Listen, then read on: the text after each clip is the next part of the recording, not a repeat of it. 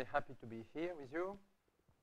So I will talk about critical KdV.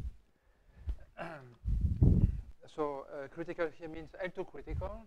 We are in one dimension. So we need a quantic power.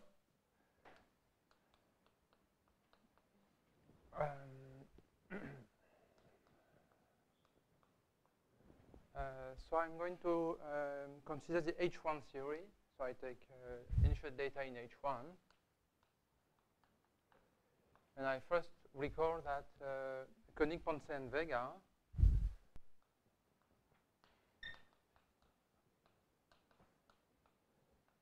in 93 proved that the problem is locally well posed. The Cauchy problem is locally well posed. In fact, they prove it in L2, in H1, in all Sobre space of positive exponent. And this was really a breakthrough in the theory. Previous work was due to Kato and Jedi Tsutsumi, for example. But it was the first time that the energy level and the L2 level was reached. So for any initial data in H1, there exists a unique, in some sense, solution in H1 of the equation that exists on the maximal interval of time, which I call 0 T star. And the Cauchy theory tells us that if the solution ceases to exist in H1 in a finite time, then the H1 norm has to blow up. That is, if T star is finite, then the UX in L2 has to go to infinity as T go to the blow-up time. So this we call then the blow-up time. Well, and it also tells us that we have scattering in the sense that was told before for small data in L2. Okay, so the talk is about can we find any initial data or classes of initial data for which we do have finite time blow-up. And so this problem is very similar to the same problem for the L2 critical NLS, for example, in one dimension, so the quantic NLS in one dimension, for which there exists an obstruction argument to prove that a large class of solution blow up in finite time. And this argument is based on the very identity for the Schrödinger equation. This argument does not apply for the KdV equation, or at least was not found so far. So in order to have blow-up solution, we have to build blow-up solution and to understand them fully, I would say. You cannot have, well, so far we don't have any example of blow-up for KdV that is, I would say, by contradiction in some sense. The contradiction of global existence. So I just remind two important facts, that the L2 norm is conserved and that the energy is conserved as well. And the energy is 1/2 of the gradient minus the nonlinear term. So it's a focusing problem here. And this is the same as the energy at the initial time. So there is a very important object, which is the Soliton, which is very important for the equation because it's an explicit solution of the equation, and it provides a threshold for the global existence. So, I call it Q of x. So Q of x is explicitly this function.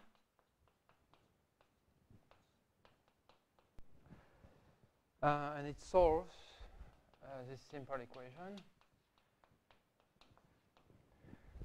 And then from this, you see that U of Tx, which is Q of x minus T, solves the KdV equation. And now we can use the scaling and the translation to define what I will call sol, which is the set of rescaled and translated solitons. Since I'm doing blow-up, I put the scaling this way.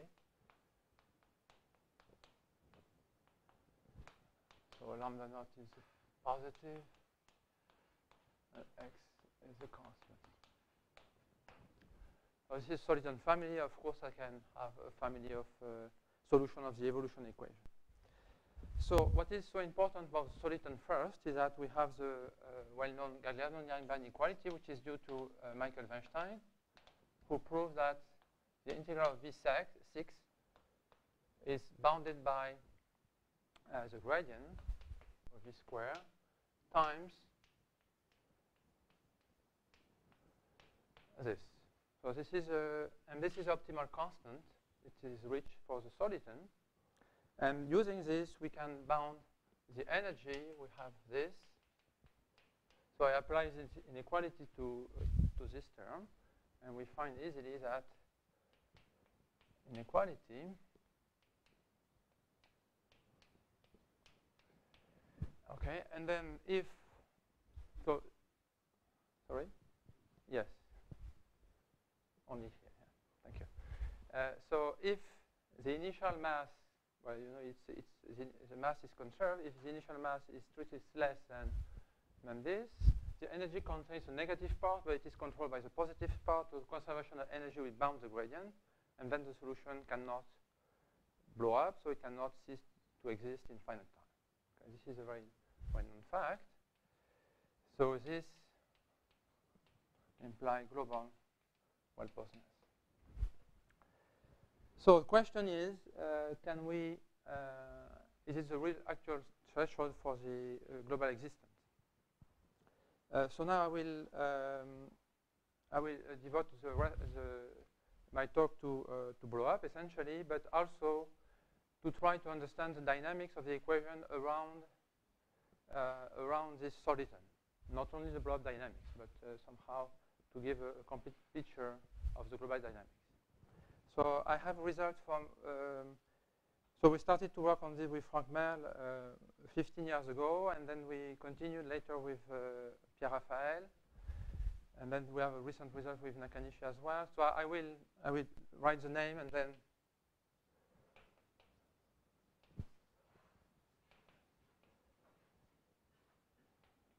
so this is for a small piece at the end. So what I will do, I will just summarize the results. Most of them were presented elsewhere already. And then I will try to focus on proof for the newest result, I would say. Sketch of proof.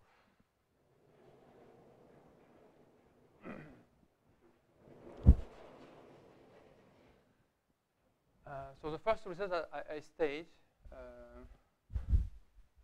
otherwise it's a question that we'll have at the end of the talk, so I just give this theorem, but I will not really use this solution. So the first result I will give that at the threshold, we do have a blow-up solution, exactly as the threshold. Okay, but it's a quite exceptional solution.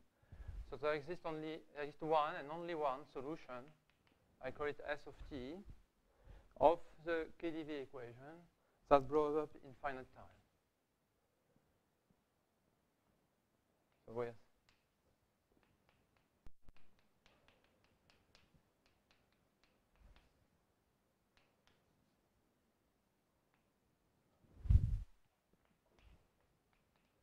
So I take it this time to be 0, for example, and then we have so we have a precise description of the blow-up, the constant over t.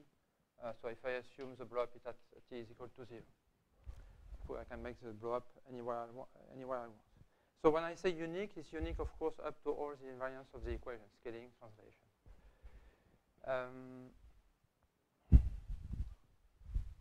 So this result is now very similar to what exists for the NLS equation. For the Schrödinger equation, for the critical one, the existence part here is similar to, there is an explicit blow-up solution for the Schrödinger equation. Here it's not explicit. We had to build it by hand, somehow by a compactness argument. And the uniqueness result is similar to what Frank Merle did in the 90s, where he proved that the explicit blow-up solution with minimal mass for the NLS was indeed unique up to the invariances of the equation. But his proof was using the conformal invariance of the Schrödinger equation, which does not exist here. So the proof of uniqueness is and existence actually is very different from what exists for the Schrödinger equation. But in terms of the results, it's very similar.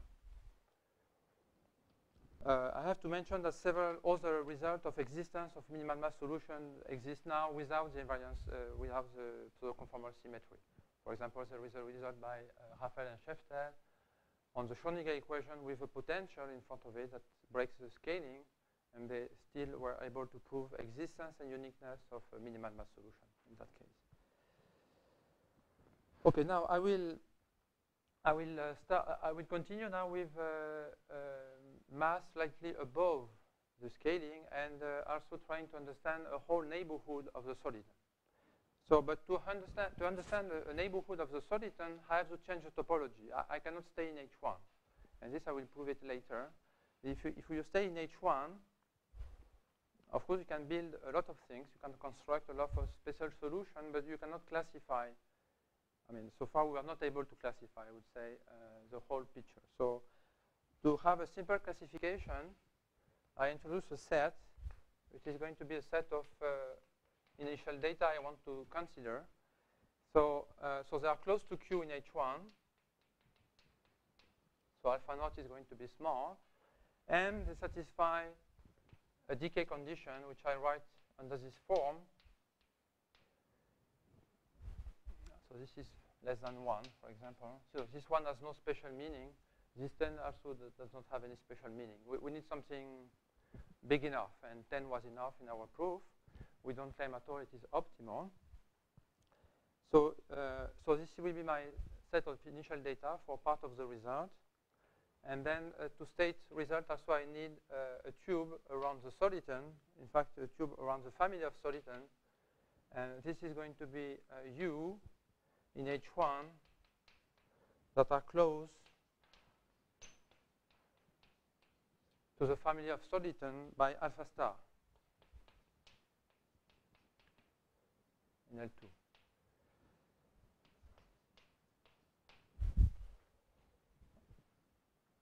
Okay, so this is just to say that U stays close to the family of Soliton, regardless the scaling or the translation. So the second theorem goes as follows. It's the most important one. So theorem 2 is the dynamic of solution in A, well, for initial data in A, I would say. So we take alpha naught small and alpha star small. So the exact statement is that there exists alpha star small enough, universal, so that for any alpha naught negligible in front of alpha star, the following holds. Let initial data in A. There are only 3 possibilities.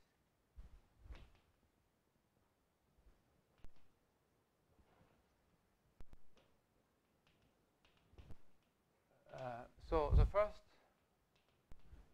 first one is the blowup. That is T star is finite. Okay, and in this case, U of T stay in this tube for all time, well, up to the blowup. That is, the blowup is under the form of a bubble. It's a Soliton that bubbles and that concentrates. So here we know that U of T belongs to the tube for any T in the in 0 T star, and the blowup rate is known. The constant over T minus T. And the constant here depends on the initial data, which is sometimes not the case, but for in this case it is true that the C depends strongly on the initial data. In the way we don't really understand, in some sense. Okay, so that's the first case. The second case is what I call Soliton. So Soliton means that the solution is global.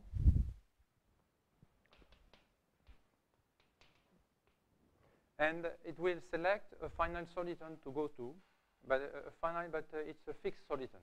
So in this case, you have u of t of, so it's a translation of u that goes to q to a lambda plus infinity. Plus infinity is going to be close to 1 by an alpha star. So we have control of this minus 1 in terms of, so it's a small constant depending on alpha star. And this is true only in H1 lock sense. It cannot be in a strong topology because you cannot have both the energy and the L2 mass of Q, otherwise it would be a soliton itself by the variational characterization. So this is true, but some residue exists of the solution, but it goes away the soliton. On the soliton, we have a simplification to a soliton and nothing else. So this is a kind of asymptotic stability. So this is a second possibility, and another possibility is that in finite time, the solution exits the neighborhood, the alpha star neighborhood of the soliton. So there exists a star that depends on u0, and which is smaller than the blow-up time, so that u of this star, let's say it's the first time for which it does not belong to the tube. And I don't want to spend too much time on this, but at the exit time, the solution u of t star has a universal behavior that is related to the minimal mass solution. At the exit time, the solution is exactly at distance alpha star to the soliton, but it is at alpha naught distance to the minimal mass solution. That is, we go closer, so it's kind of universal. Whatever is the initial data, if you are in the exit case, then you will get closer to the minimal mass solution.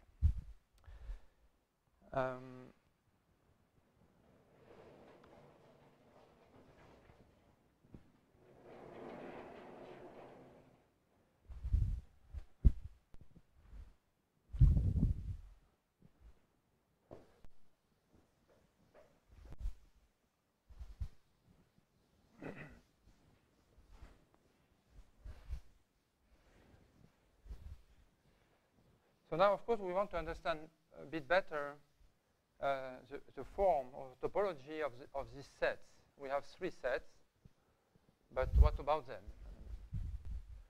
So what we can prove easily, it's in fact a corollary of the proof. It's a consequence, a direct consequence of the proof, is that the case 1 and case 3 are open in H1 in A. That is, for any initial data for which you have blow-up, if you look in a H1 neighborhood of it, still in A, you will have the same behavior with the same blow-up rate. And it is the same for the exit case. Okay, so exit and blow-up are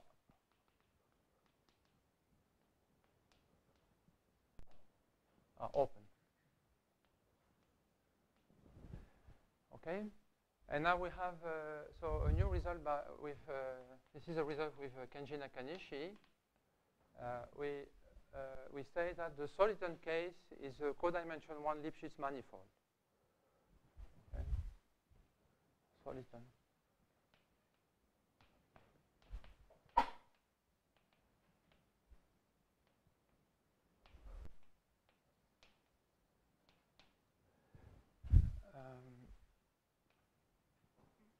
So this allows me to do a nice picture now.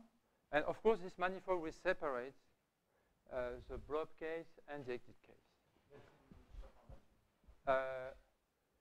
In A topology, we need this kind of weight. So we have the following picture now. So let's say this is the L2 sphere. So of course, everything is in A. Okay. So there are several norms here, but so this is the sphere of radius norm of Q. Here we have Q. Somewhere here we have the ST solution, which is of minimal mass. And the ST solution goes to Q in a rescale sense when it blows up. At the blow-up time, it's really Q concentrated. Okay? So S of t as time goes to blowup time goes to Q. Now we have a big ball, I would say, but alpha star is small, but it's universal. Okay. Now I take an alpha knot here. Okay. I forgot to say that in the blowup set, I have all negative energy initial data. That is, if you have negative energy or zero energy, then you are in the blowup set. That is, and the negative energy, I will draw it this way.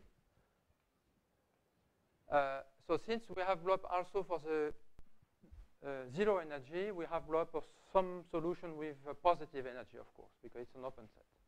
So the actual blowup set is like this. We have this, the manifold is somewhere here. Okay. On the manifold, we will converge, but only locally to Q, whereas on the S of t converge globally to Q. So in this ball, everywhere here, blowup. But it's a blowup with, it's a blowup, but the solution do converge with Q, and does converge with Q to Q locally, but rescaling. So it's a kind of strange instability. The instability is only seen on the scaling coefficient. The mass, the remainder of the mass, is going away, and the solution simplifies to Soliton. Now, if you're on the manifold, then the solution goes to Q locally, and the remainder of the mass will go away. And if you're in this part, then the exit, that is, you stay. For example, if you take a subcritical mass, the solution is global, so it cannot blow up and it cannot go to Q. It does not have enough mass. So here you will follow the same sphere, and you will exit. And as you exit, your alpha not close to S of t at a certain time. Okay, there is only one way to exit the sphere, that you have to exit the sphere on the side of S of t. Okay, so that is what we know so far. And then I will give a result. So the last result I will state, it's what I call the exotic blowup.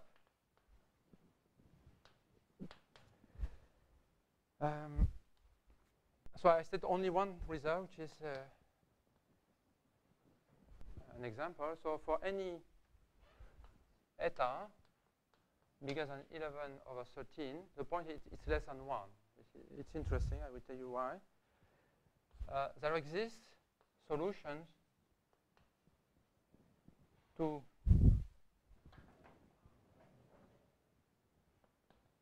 C KdV that blow up in finite time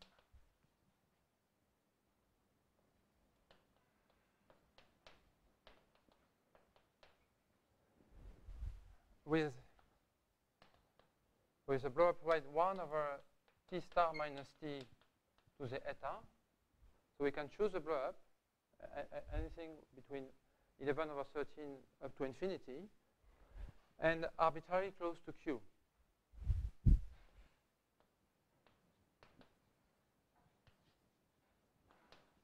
And it's not written in the original paper, but in fact we can also choose the sign of the energy. So we can build such solution for negative or for positive energy or for zero energy. In the original paper we do only the zero energy case, but we can choose the energy. So what does this mean? So these are H1 solutions. So of course this is different from the 3 cases because these solutions do not belong to the space A. Okay, this is the point. So it means that the space A is very useful if you really want to classify the dynamic. Otherwise, you have all kinds of possible dynamic in finite time. And in fact, our results also give some blow up in infinite time. So global solution that will grow in time with exponential rate or power rate, any kind of rate can be achieved.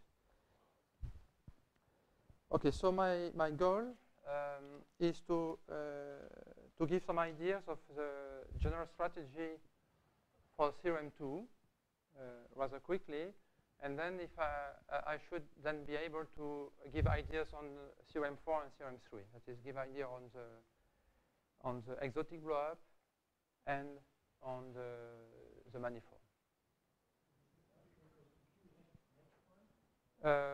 Yes. Yeah, no, in L2, because you have blowup, so yeah.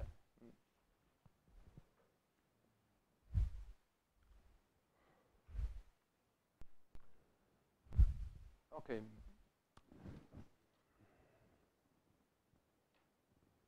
So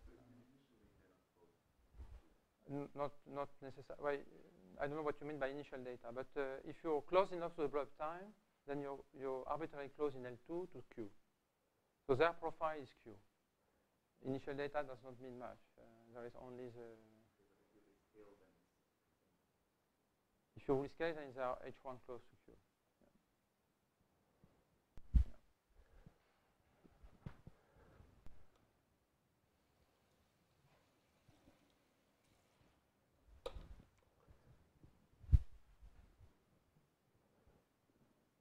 Well, this solution was somehow a relief for us because we thought that space A was a technical problem, right? So it proves that it's not a technical problem.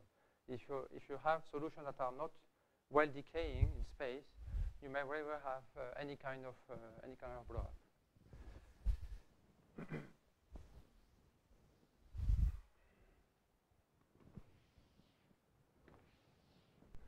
So what I will do is I will do the an analysis which is pretty standard now for the KdV for blowup problem. I will explain how we understand the blowup near Q in a few words. So the general strategy for blowup around solitons is to build an ansatz. That is, we build an approximate solution that will be close to the actual solution. So we look for a solution of the KdV equation under the form of a rescaled Soliton and translated. So this I will call Q lambda x. Okay, so if I put this into the equation, then I find ut. What is ut? Well, I differentiate with respect to t the lambda, so I get something which is minus lambda t over lambda. Then I get the derivative of q lambda with respect to lambda, then taken at lambda is 1. And I call this capital lambda q, lambda x.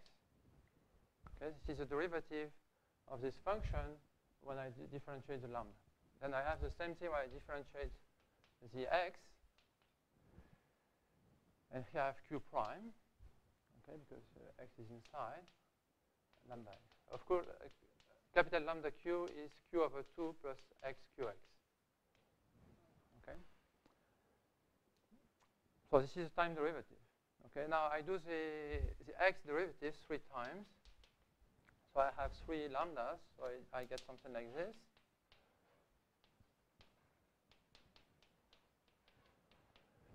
Okay, now I take the power 5, and then I differentiate, and fortunately I get the same scaling.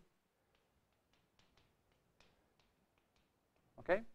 So now if I add all this, because U is supposed to be a solution, I will get, so I will get this, plus, so we're going to simplify right away. I will rescale, so I will forget, I will be in the variable of the soliton, so I will forget the lambda and x, because they appear everywhere. And I also multiply by lambda 3.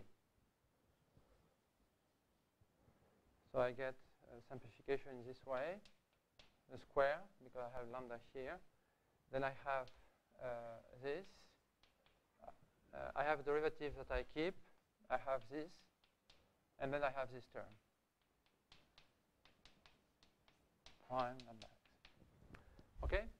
So I know the equation of Q. So what I would like is that lambda square xt is 1. Because if this is 1, then this is the equation of Q, it simplifies. Okay? So of course, if lambda t is 0, it's a solution because it's a soliton. But we don't want this. We want a blowup, right? In the blowup situation, this is small, but not negligible. If I neglect it, I put in a reminder term, I will find nothing. I mean, I will find some result, but nothing very special.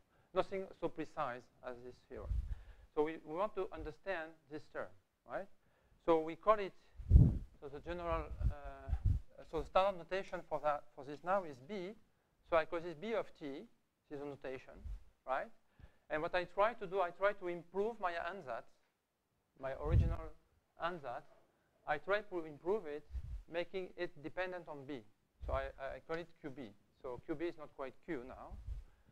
And so for the KdV equation, we are pretty lucky that QB, Q plus B times the first order P is enough, for example, to prove theorem 1.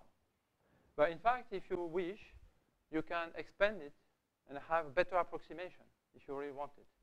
You can have an approximation to any order of B if you wish it. So this is a piece of luck, because it's not the case for the Schrödinger equation. It is the case for the wave maps, as in certain cases, as was shown by Raphael and Rudiansky. So this is a pretty standard procedure, right, to introduce this B. I will tell you why it simplifies here. So the bad news for the KdV equation is that this does not belong to L2. I will tell you why. But this introduces only technical problems. So it's not such a big problem.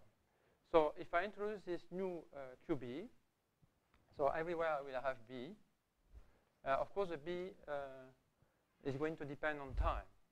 So I have a QB. I have a BTP, right, which is the derivative of this. Okay, this is a new term. I put it here. BTP, and everything here has a B now. Okay. So B is supposed to be small. So here I can expand this, but probably I have lambda Q plus B lambda P, but then B square. I forgot about the B square for the moment. Okay, let me just keep the B. So I have B lambda Q. Here, the zero order, I would say, Q is canceling because we choose this. Okay, so I keep this. The next order, I will just write it's P. P second minus P, and then here I have Q plus PB to the 5. So I keep the linear term in B. So I have 5 Q4P prime, right? Okay, so I have minus B lambda Q plus P B times this equation for P. So what I choose is that I choose that this is lambda Q. Okay? I choose it like this. I mean, this is my choice for the lambda Q, for Q. Since there is a derivative, and since lambda Q is not of integral 0, here I have some trouble, and this says that the P is not in L2, right? But as I told you, it's not such a big problem. So this is my choice for P, and if I do this, then this term cancel out, okay?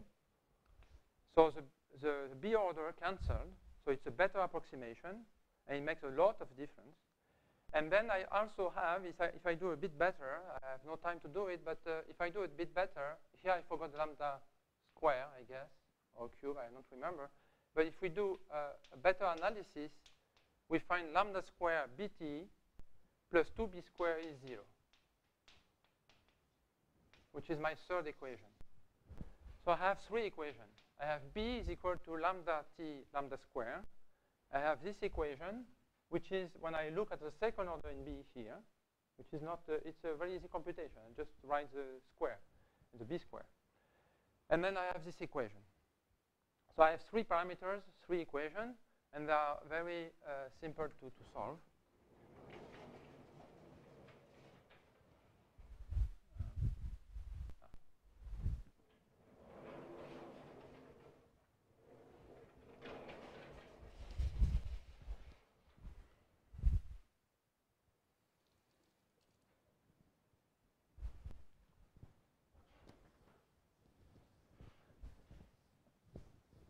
So the parameter x of t, for the moment, does not have any influence on the dynamics.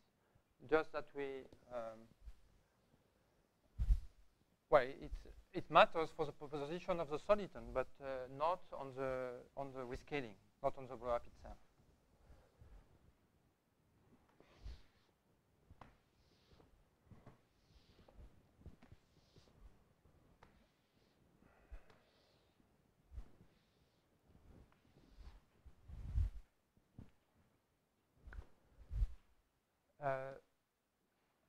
So I don't need to rewrite the equation. I will just say that if I do this, white is better.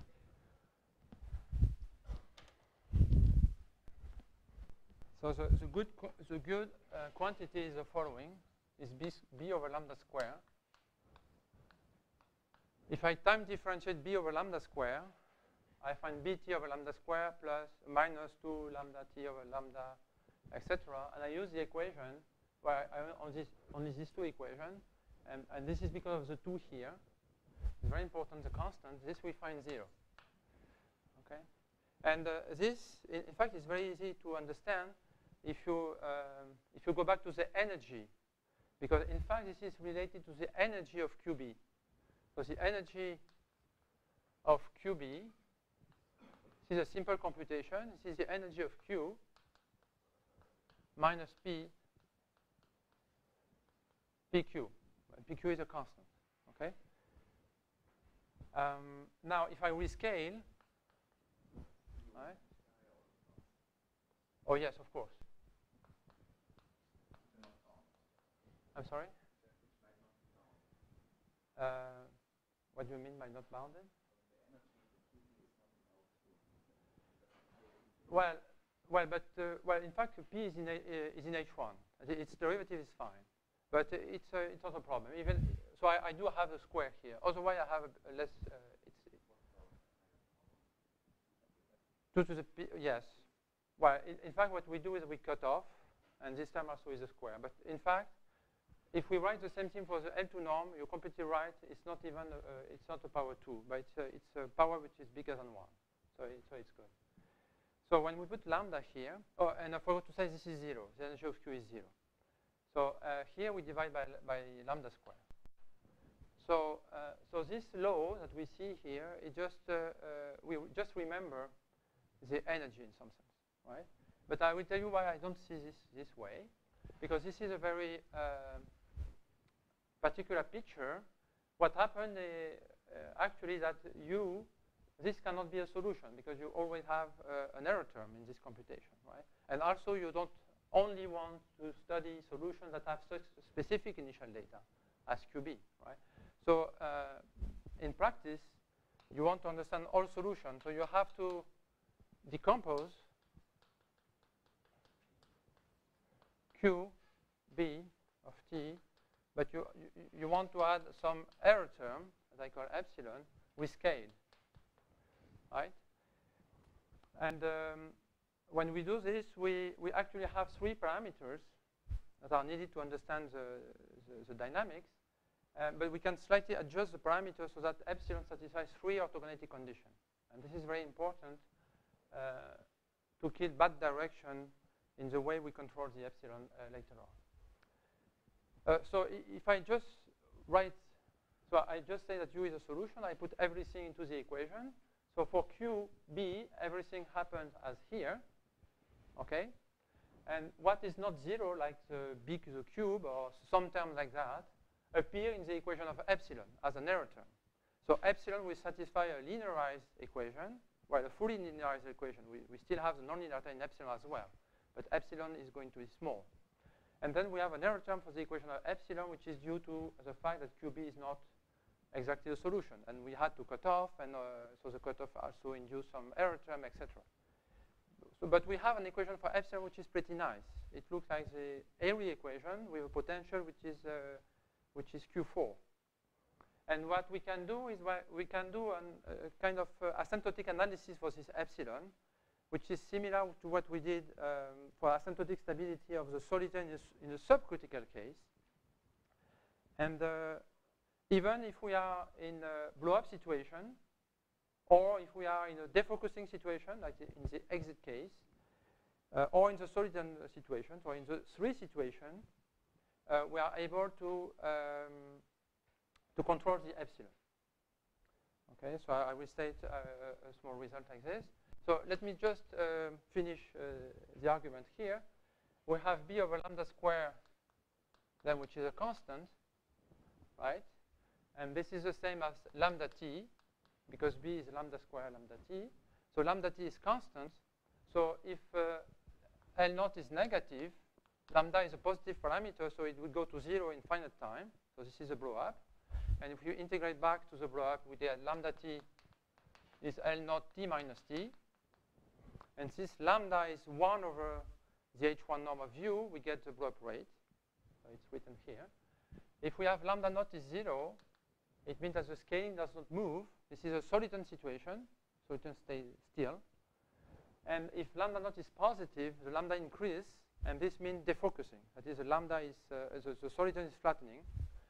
But this flattening goes jointly with the fact that epsilon becomes bigger. In fact, the b becomes bigger as well. The epsilon becomes bigger, and we go away from the Soliton. And this is the exit case. And once we exit, we have no more argument, so that we have to stop the analysis because we don't know what to do after that. So, and this is in contrast with situations that we deal with Nakanishi and Schlag, or Krieger, Nakanishi, and Schlag, that were able to do classification around Soliton for the nonlinear Klein-Gordon equation, for example, and for the nonlinear wave equation. And they were also to control, they were able to control outside the Soliton by proving no return lemma. So we do not have such no return lemma for the KdV equation so far. So once the solution exits the neighborhood, we don't know what happened really. Okay? We just know that it's very flat. It's close to the minimal mass solution, but we don't know more. Okay, so from this we see the three cases. Now if I take the full solution, we have the epsilon part that we need to control. And this is controlled using a Lyapunov functional that I cannot write here, but I will call f of t.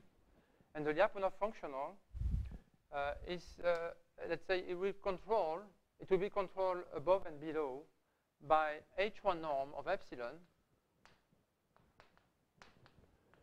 time a weight function. The weight is exponential for y negative. For negative y, so it's a localized norm. I'm not able to control the epsilon everywhere. And for positive y, it's like y squared. And this is why we need a weight on the initial data. And we need y to the 10. Well, here I put y to the 2, but we need some more. Okay, this is why we have to lose at some point, so we put y to the 10. So it's a kind of a strange quantity that looks like the energy at the level of epsilon plus some Virier identity at the level of epsilon. So it's a mixed quantity that will control at the end, that will be decreasing. That we are going to prove that f prime plus a positive quantity, so let's say a local quantity, something like this, dy, will be negative, while in fact will be controlled by b to the 4. And why do we have b to the 4? It's because in the equation we have b to the 2, b squared. To form this energy, we multiply the equation of epsilon by epsilon itself, and we go to Cauchy-Schwarz. The epsilon part is absorbed in this term, and then we get, by Cauchy-Schwarz, we get the b squared. So we get a b4. So if we improve the ansatz, we improve this power. And to prove this, we do need that y has a good decay on the right. It is a good decay for y positive. But at least we get a nice way to control the epsilon. So I cannot say more right now, but we do have a nice control of the infinite dimensional part of the solution, besides a complete knowledge, I would say, of the finite dimensional analysis, which is just this kind of thing. So in reality, of course, when you mix everything, you have something like this. So the B over lambda square is not really constant, of course. We get something like this. So the variation of b over lambda square between 2 times is controlled by something like this, coming from the equation, plus, let's call this n of t. So it's a square of the norm of epsilon, of lambda square of t1, for example. And we have some other control for that. So what you see that b over lambda square is not really constant, but it depends only on what happened at the time t1. Okay. And of something which is of higher order because b is small. So b over lambda square is almost constant. Okay, this is what happened. Okay, so I will lower my ambition and I will try to give some ideas on the exotic blowup. Okay. So the point is to understand. In fact, this can be done very quickly, actually. So I will just draw a picture so that it's more clear, maybe.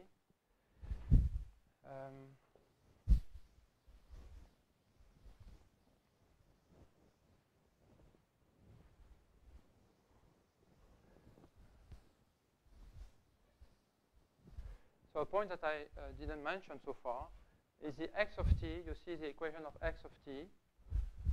Xt is 1 over lambda square. So it's 1 over t minus t. Okay, so if I integrate, x of t is like 1 over t minus t. It means that the blowup point is going to infinity on the right. Okay, so if I do a picture of the situation, we have the following. So my initial data is q plus some perturbation, but it's nicely behaved here. I don't mind too much what happened here. I just have an h1. This is the initial data. So if I am in the blow-up situation, this will start focusing, and it will move to the right very quickly, in some sense, right? And when I'm close to T star, when I'm close to T star, the Soliton is very focused. Okay, its location is almost 1 of T star minus T, right? So it's going very fast on the right. And here it's flatter and flatter. I have the decay, and the decay is even rescaled, so this is very small. And the residue of the mass is going somewhere here. In fact, for the KdV equation, big objects travel very fast, right? Whereas small objects cannot travel so fast. They don't have enough h1 mass. So I have a decoupling which is very important in the proof. And that is why we can show actually that epsilon goes to 0 very fast, in fact. From all this, we can prove that this norm, in fact, go to 0 like in rescale time, that 1 over t to the 7, for example, something like this. So it goes to 0 very fast. Whereas the remaining part of epsilon does not go to 0 in L2. It's just a residue here. And then there is blowup in finite time. So at the finite time, I have a residue. So we can call it U star. Okay? And this stays in compact sets in some sense. And this is going fast to the right. Okay? So this is, I would say, the standard blowup, the blowup in A. So now, what is the strategy to build exotic blowup?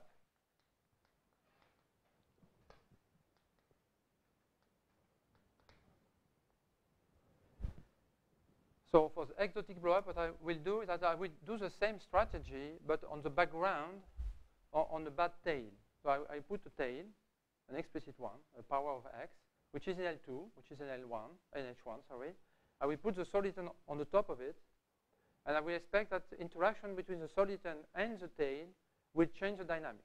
In fact, I will complexify a little bit the equation, which is very simple. It's lambda t is a constant, right? So far, I have lambda t is 0.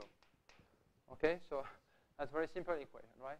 So what we expect is that if we put a tail, we will change this equation for another one, where the tail will have a strong influence. So this is what will happen. So the tail I'm talking about is the following. So I define f naught of x is a constant, which happens to be negative in our examples, x to the minus theta. Theta is to be chosen, but it will be chosen around 3 over 2, technically. So it's a bit bigger or a bit smaller. So this function is indeed in H1 and in L2. And this is only for big X, right? And you do whatever you like for on the left. Okay? what you observe is that this is almost the solution of the KdV equation. Because if you differentiate with respect to time, it's 0. It does not depend on time. This is not moving, right? It's a fixed state. So I put it here once for all.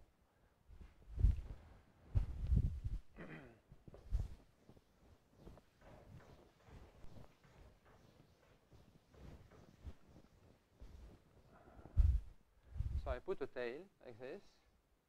So it's negative, but well. And then I will put my Soliton on the top of it, right? This is almost a solution because when I differentiate with respect to time, it's 0, as I said.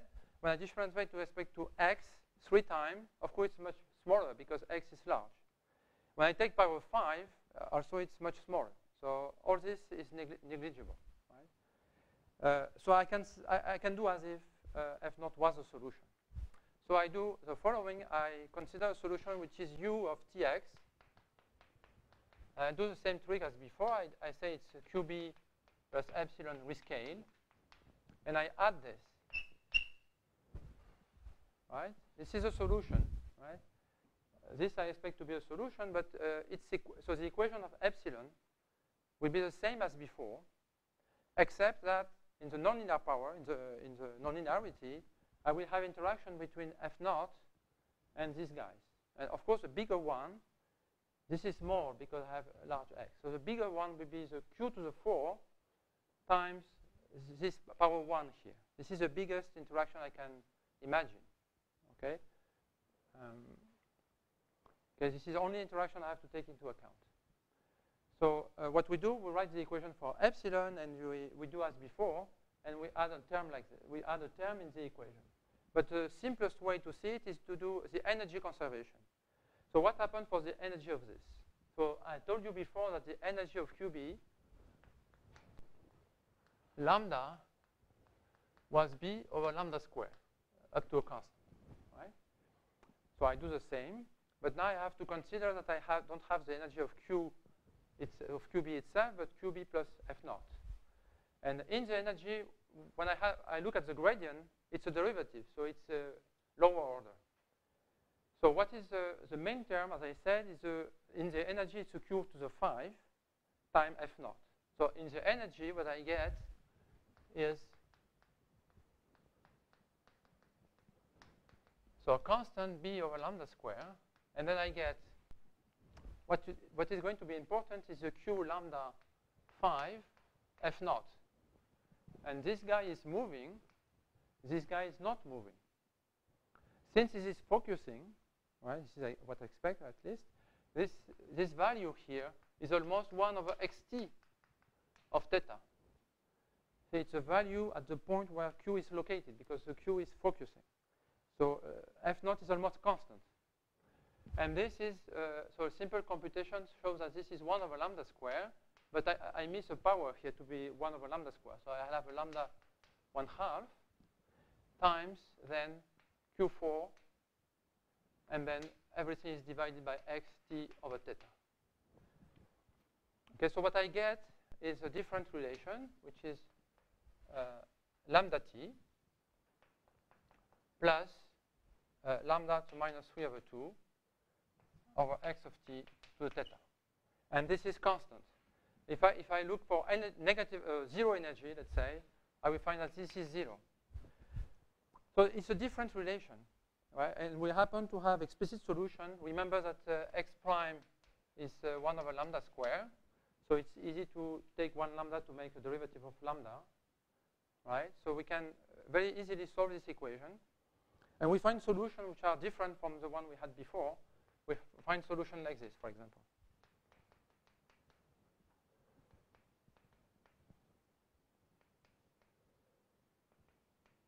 Okay, this is our solution. And I have an expression also for the x of t.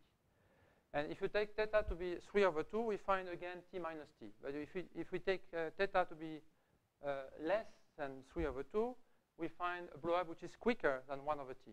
And if we take theta bigger than 3 over 2, we find a blowup which is less than 1 over t. Right? So in some sense, it's not anymore a nonlinear blowup. It's a blowup which is driven by a source. The source being the tail on which the soliton is traveling while it's concentrating. Right? So the soliton travels like this. Its dynamics is driven as the first order by the tail on which it is located. It's not anymore a nonlinear blob in some sense. Right? But this happened in L2, in H1. So it's a fact we have to face when we want to understand the dynamic in H1. This exists. Okay, so I will stop here. Thank you very much.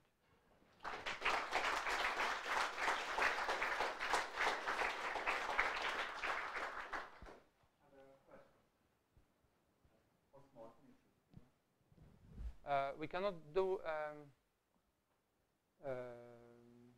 if you take theta small, then we get blow up we get blow up in infinite time. You see, if you take 5 over 4 is a threshold here, right? So in this proof, we have this, in fact. Some power here, and then 5 over 4. If you take 5 over 4, you get something I don't remember. But if you take something which is less than 5 over 4, you get blow up in infinite time. And then if you take theta too small, and you're not in L2. So, and on the other side, if you take theta too big, of course, at one point it does not influence the blow up anymore. What we cannot do is to go with powers that are too slow. So here we still have this restriction. So we don't even approach 1 over 3, which would be a self-similar blow up. We are far from it.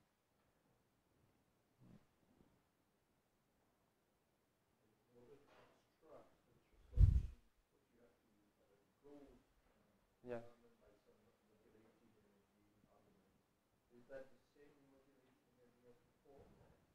Yes, but everything is done backwards.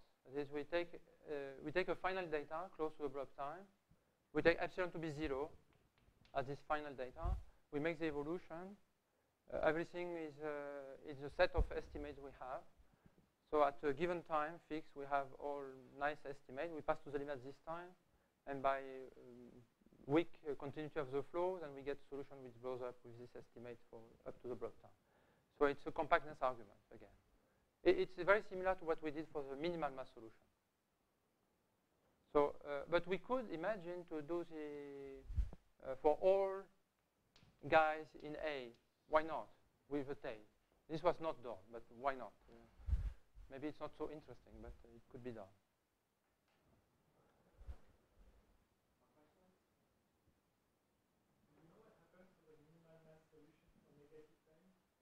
It's global, but this is the only thing we know. We know it's global because we could prove that on one side it is exponentially decaying. And we have an older result that says for exponentially decaying initial data with minimal mass, there is no blow up. So the minimal mass is decaying on one side, exponentially decaying. On the other side, it's similar to this. It's similar to some power.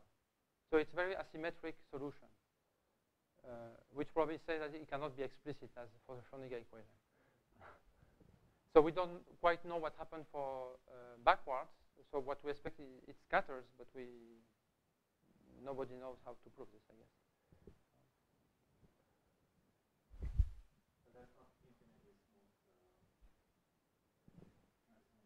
It is in H infinity. It's very smooth. And we can also deduce some estimates close to the blow up time in some nice norm. But when we go back in time, it exists in the neighborhood of the soliton, and then we have to stop the analysis. So it's a completely different story. We would need like a scattering theory on the sphere, well, in the ball first, and then on the sphere for, well, and this we don't have it for the KdV equation.